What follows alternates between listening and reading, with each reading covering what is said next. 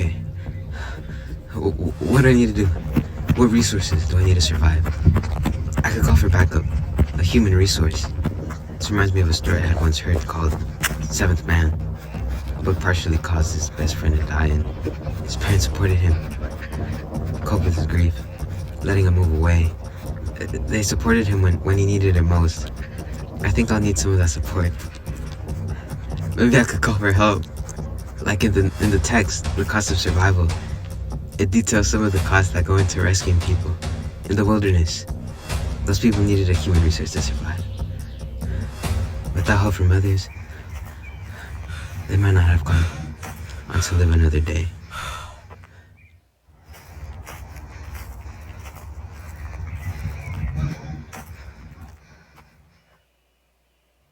Zach, I need help here. Some guy's about to kill me.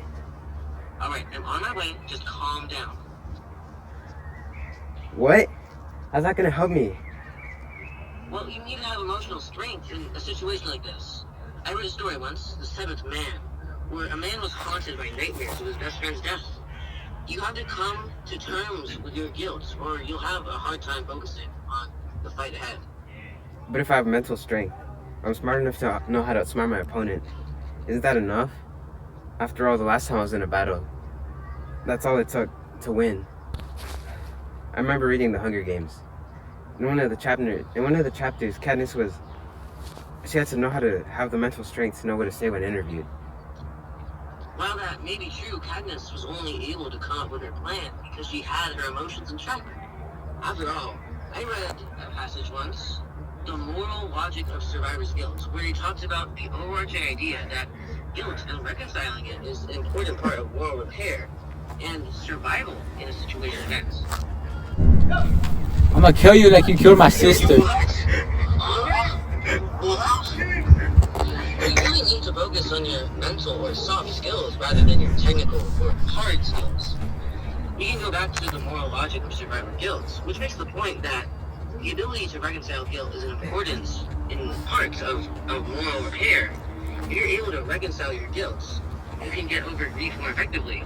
In this situation, it can give you more courage to face your main problem. Well, I don't really see how that's important. My hard skills are much more important in this situation, and my past real-life experience, my ability to fight seemed more important. If I couldn't fight back, I'd just get beat. My mental state wouldn't change with that. Another example would be in the book I've been reading, The Hunger Games, where the main character, Katniss, needs to hunt to survive. If she didn't have that hard skill, she would be dead. Hard skills are just way better. They have practical purposes. While that may be important, your soft skills can also determine how well you do your hard skills. In The Cost of Survival, some of the people who need to be rescued got themselves in that situation, likely due to not knowing their own skills. The ability to know your own skills is an example of a soft skill.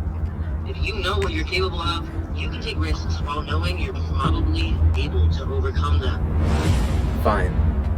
I suppose you're right. Are you almost here? I'm ready to fight this guy. Yeah, I'll be there soon. You can go ahead and start working.